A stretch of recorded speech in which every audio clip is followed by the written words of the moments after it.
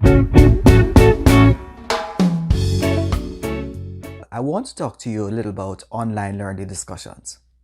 We have moved away somewhat from the face-to-face discussions, and now we're doing discussions online.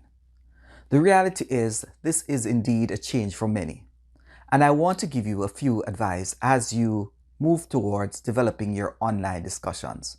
Because discussions are a good place to have interactions with your students and between students and students. Now, if you're about to set up an online discussion, the first thing you need to do is develop a discussion prompt.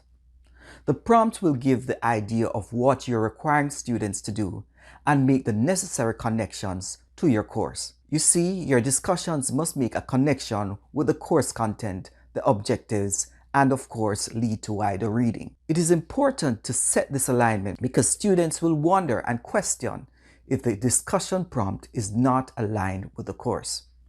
So you set up your discussion prompt, and you need to ensure within that prompt that you tell students that they need to post frequently.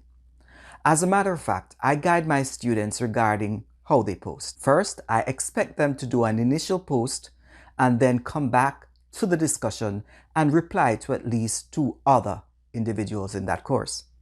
That gives the level of interaction that I need and students need to engage.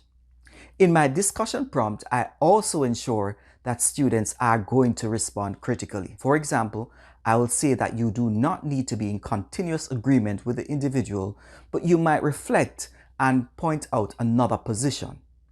Discussions are there to interact, and if students are just going to reply by saying, "I agree with," it will not take them to the next level. But there's another point. You have to decide how you're going to grade that discussion. And this is where the rubric comes in. A rubric will tell students exactly what they need to do and, as a matter of fact, guide students in relation to their response. That's important because students want to know exactly what they are doing. They're strategic in their approach. And as you're moving forward in your discussion, it is important that you lead by example by responding to your students. Students want to know that you're also engaged. Sometimes it might be very difficult to have the level of engagement necessary based on your class size, but I would suggest that 30% is ideal for a small class over a period of time.